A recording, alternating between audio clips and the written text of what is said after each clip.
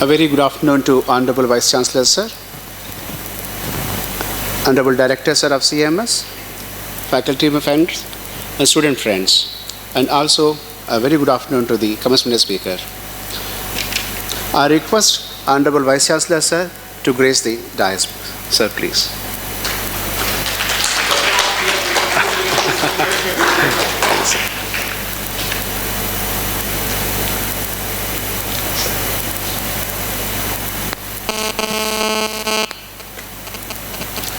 I request Honorable Director, sir, of CMS, Professor Yada Reddy, sir, to grace the dais.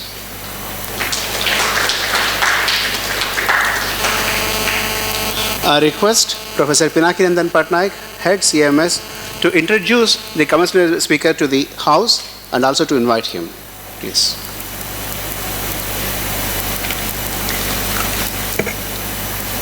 Honorable Vice Chancellor, sir, Honorable Director, all my faculty colleagues, our students, I have had the opportunity to meet some of the best minds that are in operation in Hyderabad. And one of them who has had a lasting impression in my mind and of course will do in yours is Jai Krishnan, the CEO of T-Hub. When I met him for the first time, the first line was, "Hey, I meet you now." And I understood that he is one of the most easy to talk to, approachable person that has the position of one of the most difficult things that Hyderabad and the leadership of course Telangana had in mind. T-Hub came into being because of a very structured thought that went into the space that our Honorable Chief Minister KCR and his son KTR had. And they of course have found the right kind of brain to take care of the organization. His vision for T-Hub is to make it globally recognized incubator in our own Bangaru, Telangana. He was just telling me we wanted 18 months time for a break-even, did it in 6 months. And that's the kind of speed that we are looking at. You must have heard and read the book, Speed at the Business of Thought. He believes speed at the realm of action. And it is my pleasure to inform the House, of course my Vice Chancellor, my Director, and everybody else, that we have now officially entered into an MOU with T-Hub for engaging the startup culture. And this was the discussion that I had when I was there with him, that just talking about startups wouldn't help. You have to provide a culture. And the provision of a culture requires serious analysis and thought. Our school education doesn't talk about entrepreneurship at all. It's just amazing and ironic that a state like India, which talks about and really needs a lot of entrepreneurs to grow and keep growing, does not include it in the curricula. How exactly are we going to encourage our students to create startups when we don't even talk about them? We talk about engineering, we talk about medical, we talk about law today, and nothing about startups, nothing about being there, doing it on your own and letting somebody be. We do not do that.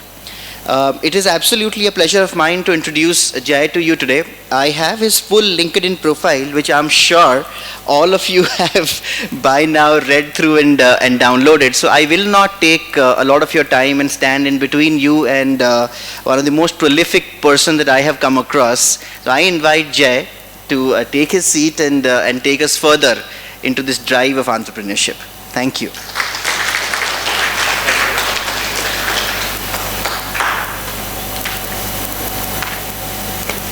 I request our student participant, Kritika, to invite Mr. J onto the dais, please, with the bouquet. 10% of the guys in the front are PhDs, and I have immense respect for doctors. I had this amazing story where my advisor from grad school and I went out to, I'm just going to sidestep for a second, just so that you guys step up your game and have respect for your professors a little more. When I was in grad school, my professor and I went out for dinner, this is back in the 90s, and we had this paper publication in New Orleans. And we were at a restaurant, and my professor and I were there, and his name was Dr. Shartukde. And we wrote our name down, and the hostess came and asked us, she was biding time, right, because the restaurant was full. And she asked us, so, Dr. Shartukde, are you a doctor, or just a PhD? For the next 2 hours, I had to listen to my professor explain to the hostess what just a PhD exactly meant. Following that, of course, I went to grad school. I didn't complete my PhD, but I did my master's, and so any room full of PhDs definitely have a lot more respect before you get into a 2-hour sermon. That's just one piece of it. The other piece of it is, it's an incredibly self-fulfilling journey when you go and get your thesis, and I'm sure all of you have been through it. So I just wanted to state that it's fascinating to be in front of so many PhDs at the same time. So I'm going to move over here so that I can move my slides.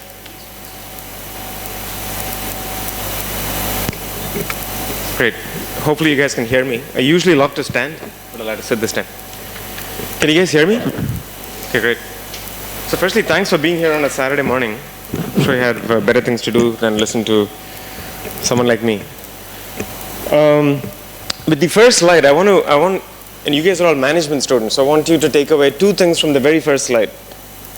And I recommend you watch this incredible movie that came out in the late 80s. Some of you might have seen it. It's called Glenn Ross. Yeah, it's a phenomenal movie which I recommend every MBA student to watch. There's one line in it. It's an incredible takeaway, which was way before the dawn of digital. And that line is, always be closing. It's got every stalwart you can imagine who's acted in the movie. It has Kevin Spacey, to Alec Baldwin, to Al Pacino. And the line is always be closing. And what that means is that you're always selling. So the first slide that I have up there, I'm always selling T-Hub, right? And that should be a first lesson in your MBA, that you're always going to be selling something. Either you're going to live in your dream, or you're going to live in another man's dream. Right? And if you want to really break that down, what that means is when you finish your management degree, you're going to work for someone or you're going to build something. There's nothing else in between. If you don't decide to take up a job, chances are you're going to work for your wife if you're a guy. That's the universal truth, by the way. If you're going to get married, you're going to get work for your wife. But which means you're going to work in another woman's dream in this case. So that's my first takeaway from this slide. I have a big T-Hub logo up there. While I have the honor of being in your presence, I'm still selling T-Hub. So let's start with this. A quick show of hands. How many guys know Mark Andreessen or know of Mark Andreessen? Oh, wow, I'm surprised. He's the most fascinating investor who started off being an entrepreneur. He exited the first search engine, and given that you guys are just getting into your MBA, you probably don't even know this company. It was a company called Netscape. Okay, you guys know it. I'm surprised. Correct, that's right. So Netscape made a killing when they got acquired for $3 billion with a B. And he was one of the majority investors. But prior to that, he was an incredible coder. He was an incredible developer. And the reason I want to put this slide up there is because the next slide, I want you to write it down. But before you write it down, I want you to know of the man who made that quote. And that's why I wanted to start off.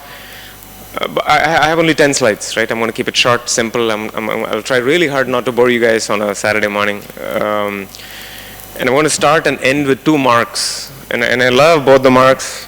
So this is the first mark, Mark Andreessen. He's part of Andreessen Horowitz, which is one of the largest venture capital funds and arguably one of the most successful venture capital funds. Prior to being a venture capitalist, he was also an incredible engineer / investor before he got into an actual fund. All right, so without further ado, let's see what he had to say about MBAs. And this was back in 2011. And this is my second takeaway. Anytime you guys make a presentation, because you're also a part of a law school, I would strongly recommend putting the source of where you got your data from somewhere in the bottom of your slide. Right? So Mark Anderson made this quote in an interview to the New York Times right after the last so-called dip in the economy, after the last recession, if you will. And he said, MBA graduating classes are an incredible indicator. Right? If you want to know if there's going to be a financial crisis, you got to go and figure out where these kids are going to go. I mean, this is very relevant for the US. I don't know how relevant it is in the Indian context. But if they want to get into tech, then you know there's a great tech bubble looming. So with that, I'd like to know how many of you would want to get into iBanking, private equity, venture capital after you graduate. But that's where the money is. Really? Not a single person wants to go to a Goldman Sachs and a Vendus. Wow. Consulting, how many guys? Management consulting? Okay, how many entrepreneurs? So roughly about 25%. So I'm just curious, what do the rest of you want to do? I mean, I would think the pecking order for a graduating MBA class would be you make money, right? And to do that, you want to get into iBanking or venture capital or private equity. And the trick behind an MBA is you don't start off as an analyst, you start off as a senior associate, which means you make more money. The second thing in the pecking order I would imagine is entrepreneurship, because that's the sexy thing to do these days. And the third thing I would think is consulting. It's not as fun as it used to be. So I'm just curious, what do the rest of you guys want to do? I mean, you've signed up for an MBA. You're going to start on Monday, I think. Program management, product management. How many product management guys? No, okay. I have to stir you guys up with some coffee. But the reason I like this slide is this prophecy has come true. I mean, if you look at data from the early 2000s till now, and you look at the Ivy Leagues and the graduating core of students who've gotten into iBanking, into the financial services world, versus the number of people who are getting into tech, it's a great indicator, because graduating MBA classes from the top 20 universities in the US have always been a tail end of what the market looks like. So for example, if in the 2000s, if a bunch of people were making money in tech, most kids graduating, let me rephrase that, most graduates from MBA schools have had a desire to go and work in tech companies, right? If there's been a ton of money after a tech boom in the financial services world because of M&A, the tail end of graduating classes from the top 20 universities have had a desire to go get into financial services. So as a predictor of what's going to happen in the market, all you need to do is figure out how many people are getting into tech after an MBA, or how many people are getting into financial services after an MBA. And that gives you a sense as to, is there a tech bubble looming, or is there a financial crisis looming? I think India is different because this is a great country with a ton of problems, and these problems will end up being solved by people like you. So anyway, I think this is a great indicator as to what you want to do with data. And if you guys are in love with statistics, you should definitely go back and look at data from 2001 to 2015, and look at bell curves of MBA graduates who've either followed these two trails. So I wanted to talk about two things which I think are very relevant, and the trick with an MBA is relevance. It's all about relevance, right? You want to stay relevant with what's going on in the world. Fortunately or unfortunately, I do have an MBA. It has helped me. It has also been an impediment, but I won't talk about that. But the thing about relevance is there are two things that are very relevant in today's world. The rise of innovation, and I'll tell you why that's relevant, and the death of globalization. And really, globalization is dying. Any number of fans who think that globalization is on the rise. Okay? Either it's dying or rising, right? So I'm assuming that the rest of you think that it's dying. So 2000 to 2010, there's been an incredible shift in waves of globalization, which means that countries have seen labor force, people moving in and moving out of countries, capital has moved in and out. There's been a bunch of political and policy reform that has ended up freeing up capital so that it can move around.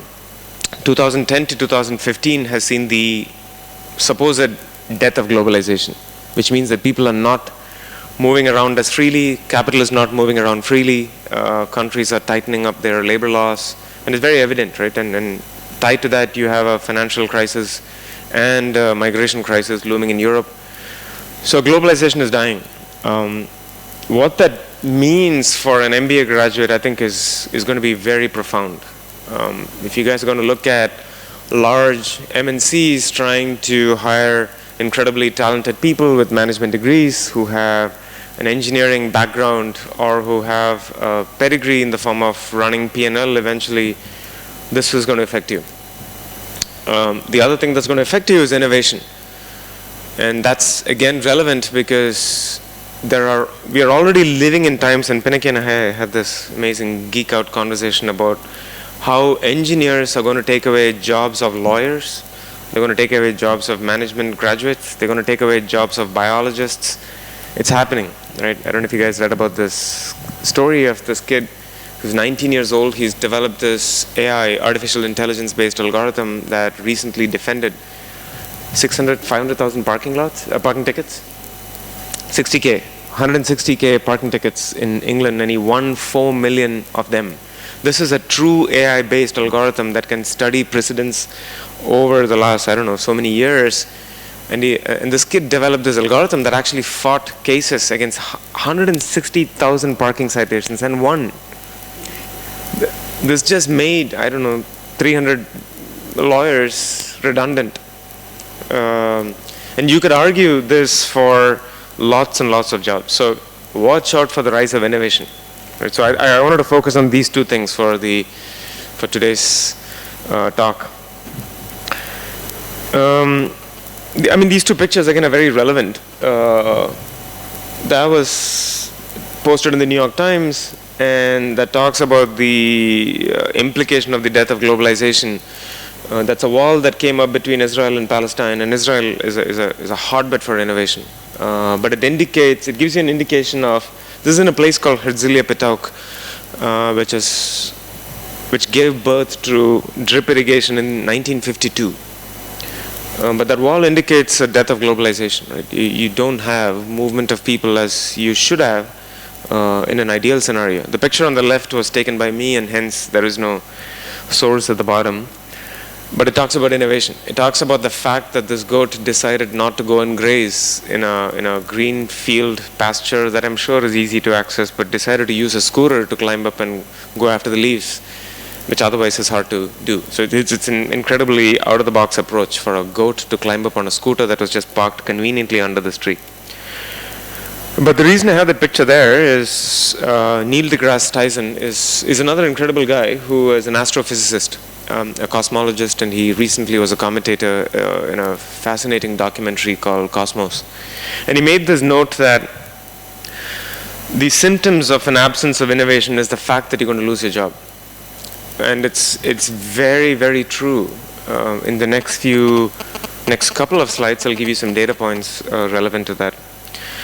Bill Maher, who I'm a big fan of, is a comedian, and he said the fact that the world is changing so much that, and he's a comedian, so he doesn't mince words, that it's very hard to bitch about the world because he's not able to stay relevant. So if you follow either of these two guys, you'll find incredibly cool and fun anecdotes. And I recommend following both the guys. And this again is relevant to innovation and the rise of it, and the globalization and the death of it. And why for the next 2 years it's going to be interesting what you decide to do with the content that's thrown at you and the case studies that you're going to get into, and eventually the job that you're going to take. So let's look at the advent of innovation, right? I've picked up, I think 5 or 6 data points, and every single sub-bullet under that are actual examples, which are relevant in today's context. So the definition of an industry is being redefined every single day. Your large traditional way of looking at Amazon is moving to India with 400,000 jobs is moot. Nobody cares. What you got to worry about is that Amazon is going to make 500 jobs irrelevant because there exists a product called Alexa or Echo. And these are products which allow you to speak into a device. Echo is a gateway device which you can speak into, and it does at least 50 different things. It turns on your washing machine, it switches off your light, it can communicate your phone, it tells your wife that or husband that your air conditioning setting is not right. You can sit in your bedroom and do all this, or you can sit in your office and do all this. In a country like India, where we keep talking about our wonderful demographic dividend, this is going to be scary, right? So you need to stay abreast with innovation if you want to focus on creating the next wave of jobs or the next wave of cutting-edge technology. And innovation is the only way we'll stay ahead of the curve. So Alphabet, which is the Google spin-out, is clocking 3 million miles a day in driverless cars. I don't know if you guys read the article this morning about the first death in a driverless car in Tesla's Sports S. In India, closer to our heart, 4 telcos have received licenses from RBI. I mean, telcos should not even be talking to the RBI. But here they are, they're talking to the RBI, and they've received licenses to operate in the fintech space over the next 18 months. Today at T-Hub, we have a startup called Click and Pay who has this peer-to-peer transfer mechanism which is going to break banks. They have access to 1.1 million users on Yes Bank's platform thanks to T-Hub. We have another peer-to-peer algorithm-driven peer-to-peer startup called ATL. What ATL does is it allows me to go online. I can opt for choosing a loan. People on the social media can give me a loan. This guy in 10 months is clocking 40 crores in revenue. It makes the act of a bank irrelevant. DBS is launching 5 million banks in India, and it's arguable that you cannot build 5 million banks, and the answer is they figured out that the best way to do KYC is by having a bank in your pocket. With this, you can get KYC by doing a retina scan, you can do a biometric scan, you can fill in a form. I don't need to go to a bank anymore, which means that a lot of these guys, these behemoths, are going to be redundant in 10 years. I mean, this is disruptive technology. I don't need to go to a bank to get a loan. I can do that sitting at T-Hub thanks to this wonderful startup that I have who's growing at a pace which people are not going to keep pace with. Think of that for a minute, right? 50 crores is what he has done in 10 months. He has a team of 6. This is purely algorithm. It's a peer-to-peer lending platform, and that's it. This is a startup out of Hyderabad who has no funding. You want to talk about hyper-valued, valuation-based games that these 9 unicorns in India are playing, and I'll be happy to sit and spend an entire day with you and tell you that it's just bogus. But that's industry redefinition, right? And banks are going to be dealt a severe blow with what's happening in the blockchain space. And I strongly recommend you guys looking at blockchain. Blockchain is a disruptive supply chain de-ledgering process where fintech is a small piece. Bitcoins is an even smaller piece of cryptographic, de-ledgerized, unhedged, account-based monetization scheme. It's a financial instrument which governments hate for the right reasons. But these are disruptive technologies. So that's why industries are going to get redefined. The second one is future to smart. Everything is going to get smarter and smarter and smarter. Right? And I'm not going to harp on it and gloom a very dark picture. I'm not here to tell you that if you're not an engineer, you're going to die. I mean, that's not the idea. Right? The idea is to stay relevant. I won't get into the data, but it's there. I'll be happy, by the way, to email you these slides if you guys are interested. There are two big things happening with what's called future work. The rise of what's called the machine economy and the rise of what's called the gig economy. Gig economy is the honeycomb ecostructure where thousands of platforms talk to each other like a honeycomb. Airbnb, Uber are all examples of it. The machine economy is where large economies, when they hit scale, are going to be driven by robotics and artificial intelligence. Behavioral evolution is a fascinating thing. I mean, if you think of human race, we've existed arguably for about 650,000 years as Homo sapiens. We've lived a certain lifestyle which is agrarian and hunter-gathering in nature for 650,000 years minus 100 years, whatever that means. But in the last 100 years, we've had tremendous shifts in the way we operate and think and act. And technology is now driving behavior, which was not what human beings did for 600,000 years, right? And today, with the march of technology, the way we behave is very different. The way I behave is very different from all you 20-year-olds, and I behave very different from my predecessors. And it's all driven by technology. Most communication methodologies that the 20-year-olds have is driven by BE, by behavioral economics, which is driven by the way you communicate through your phone or social media, which I'm not used to. I'm a little older. And that's shift in behavior, right? And that's happening at a tremendous pace. Empowered customers. I mean, if you're an entrepreneur, it's all about customers. If you want to run a business, which hopefully all of you guys will one day, it's all about customers. And empowering the customer either by boosting revenue or by reducing operational inefficiencies, which is lowering of OPEX, is what is going to drive customer-based economics. Eventually, when you do your MBA, you'll figure out why fixed costs and variable costs in a business model are very important, why you want to keep one static and one variable. But you'll figure all that out. I don't want to bore you with that. And the last one is resource scale. I don't know if you know this, but India is adding one Australia every year. I mean, that's a scary, scary number. Right? We don't have so many resources to go around as a planet. The fact that there were only X number of dinosaurs that died, which gave birth to so much fossil fuel, is a scary thought because we are consuming at a significant pace. The stat that I have there is that in 1 year, we consumed 1.66 times the entire world's resources in 1 year. So we're going to run dry pretty soon. And that's where innovation comes in.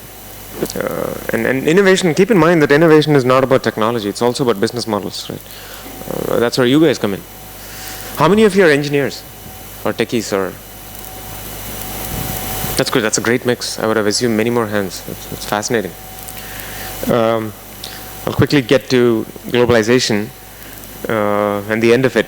And there are really 4 things that's happening. There's what's called globalization 3.0, which means that guys who have certain scale and stage are going to continue to make money while the rest of them are going to watch. The trick for an amazing country like us is to figure out where we want to be. There's incredible amounts of polarization, which is bizarre because when you globalize, ideally economics will tell you that you're not going to polarize, but we live in a world where we're incredibly polarized as well.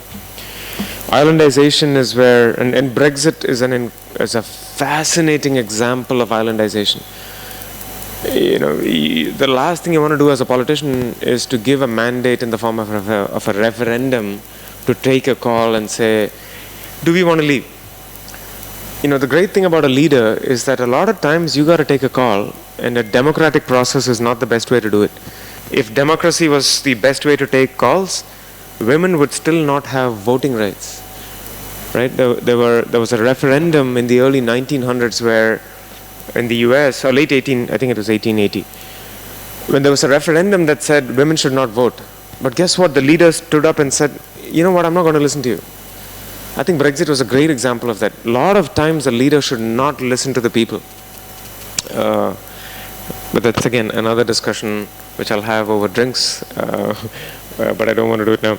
And the last one is commoditization. And a few global commons lead to a heavy amount of commoditization, and that's what's lending the world to be the way it is.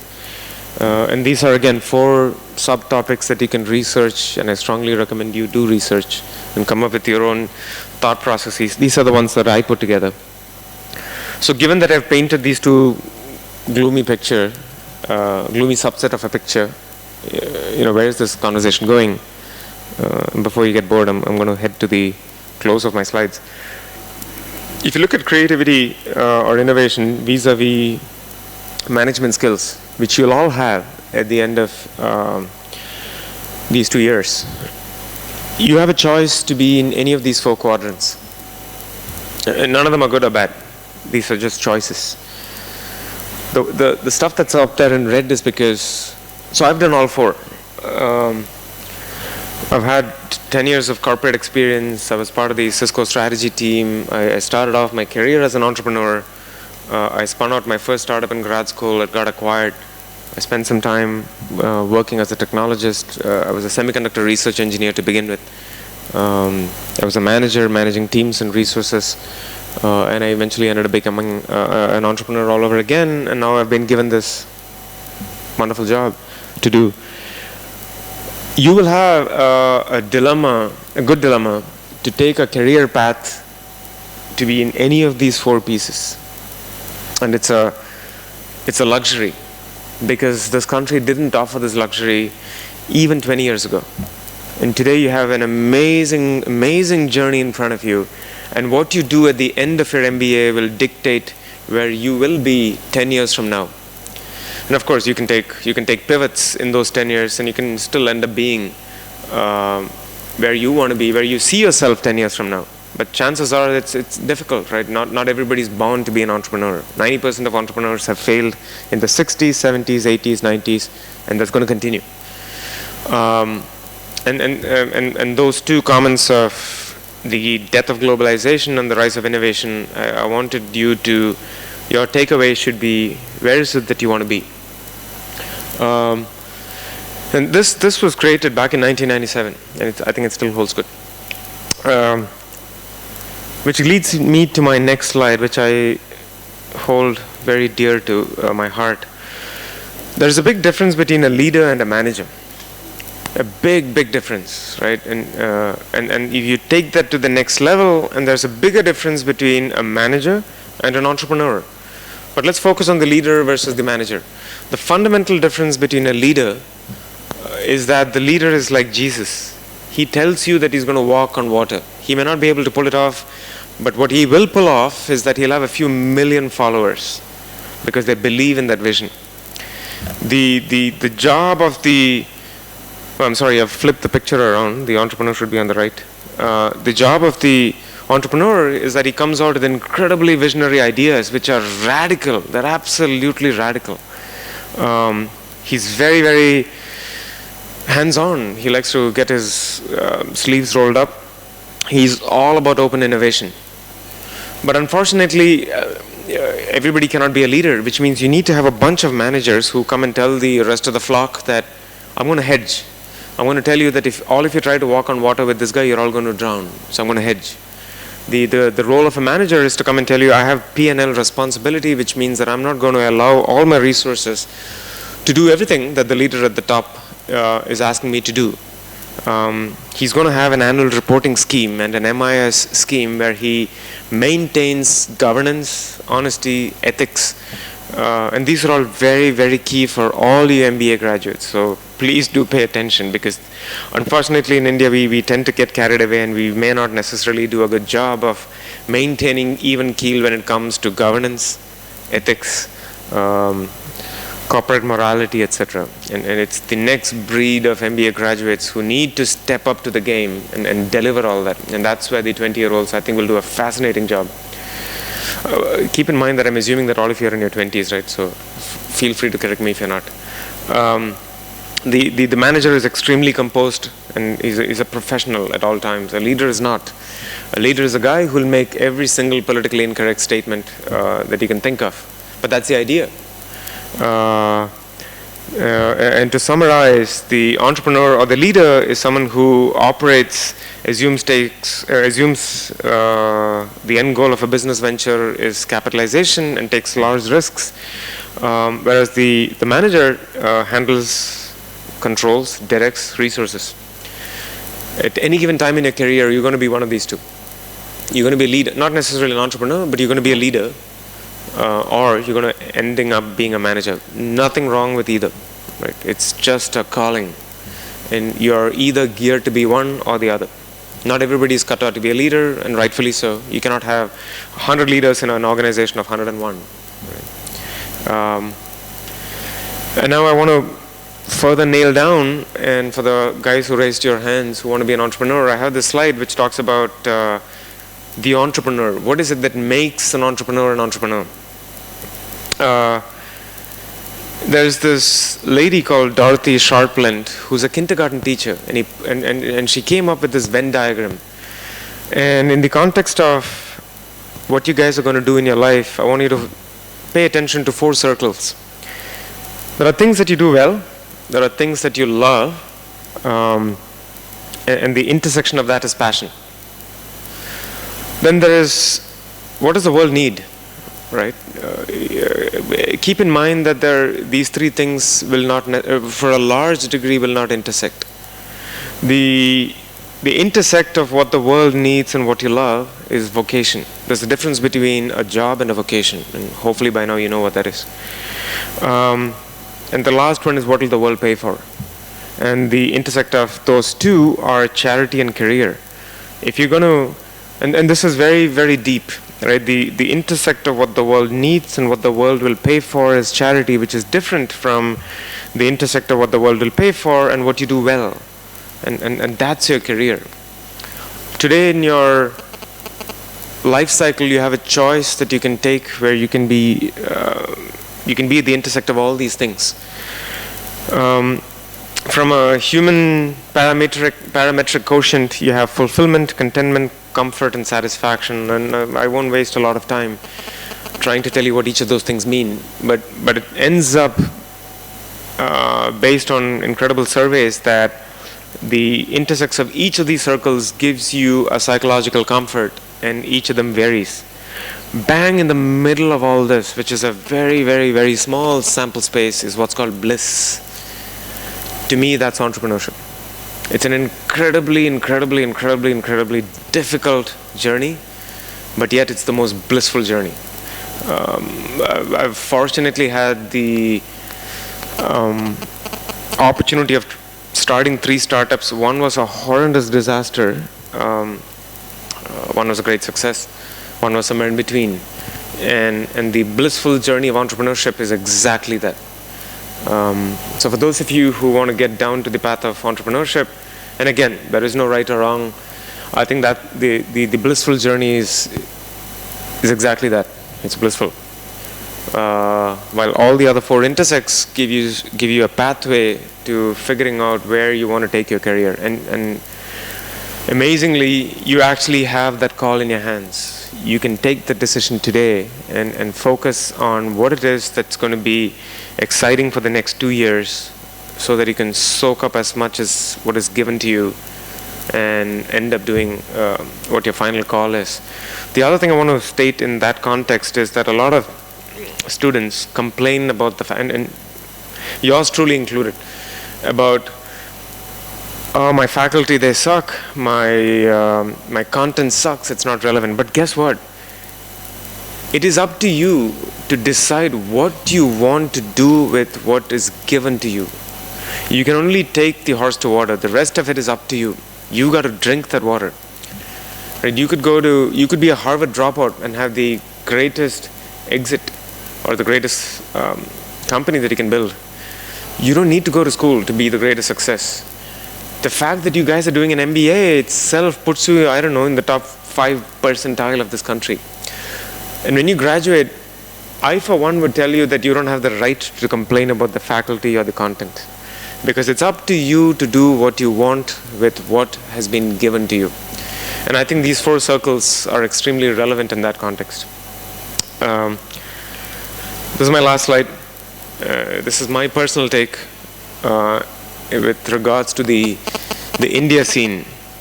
Will the bubble burst as far as, and this is purely startups, right? This is not India's GDP or macroeconomic, this is not India's macroeconomic picture. I'm focusing on the 9 unicorns that are creating so much noise in the startup world in India. Will the bubble burst? Absolutely it will, because it's history. Nothing can sustain itself for so long. And these are all valuation-based metrics that have dealt, that will deal a big blow to these 9 startups. I'll give you a simple example. The US has 68 unicorns. By the way, a unicorn, do you guys know what a unicorn is? Okay, good. A unicorn by definition is a company that's valued at $1 billion. The US has, I think, 65 or 68 unicorns. China has 13. You can now begin to understand the difference between a 1 and a 2. And India is third with 9. But guess what? None of the Indian unicorns have a path to profitability. 7 or the Chinese unicorns have demonstrated a path to profitability, which gives you an indication as to the game that's being played in India when it comes to valuation. But anyway, my take on it is you'll have a bunch of unhappy investors, and you can already see that now. There is no more money for growth stage companies. What that means is if you're trying to raise Series B, there is a big dearth of capital. But if you have an interesting technology or an idea, you will still find capital. New infusion of capital will see markets. You will see startup debt in companies that have raised more than $10 million and yet need money to sustain. They could be ahead of their time because of the market, or they could be a case where they just haven't figured out working capital versus fixed capital, and that's a huge challenge if you've raised $10 million. And marketplace models. I think India is primed to succeed if you can figure out amazing go-to-market strategies. Right? SaaS still has great leverage in India. Subscription-based models have great leverage in India. You have great leverage in India if you have models that are marketplace with a B2B2C model, because everything is broken in India, and that's the beauty of this country, right? It'll be the next wave of professional managers who will try and solve the problems that this country has to offer. And therein lies hope, and therein lies you guys. So I want to leave you with that note and end with another Mark who I like.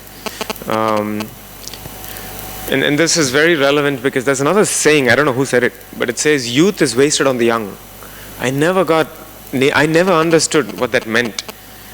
And now, I'm 40 years old, and I clearly understand what that means. So as a bunch of young 20-year-olds, I want you to understand that 20 years from now, when you're like me, you don't want to look back and say, damn, I wish I had tried that. So 20 years from now, you will be more disappointed by the things that you did not venture out and take a risk in doing versus the stuff that you will take. And this goes back to my commentary on when you graduate, don't make the mistake of bitching in morning that the pre-placement guys didn't line up the best companies in front of me, the faculty didn't do their job, the content sucked. No. What you will not do is what you should be worried about. If you had the inclination to do something and didn't have the appetite to take that risk, that's what's going to bite you when you turn 40, as opposed to the things that you'll bitch and moan about. So I want to end on that note, and it's going to be an amazing journey for you guys. The world is your oyster, and an MBA to me was one of the most incredible. I mean, I had a very, very middle class upbringing, but an MBA opened up my perspective into a whole bunch of things that get together when you form a business, or when you want to run a team, or when you want to run and optimize resources. So the tools that you have in front of you are your armor, and the world is your oyster. So I really wish you all the very, very best, and I hope all you guys come out in flying colors and do wonderful things for this great country of ours. I want to leave you with that note, and hopefully if you have any questions, I'll be happy to take it offline, I guess, in the interest of time. But good luck and congratulations.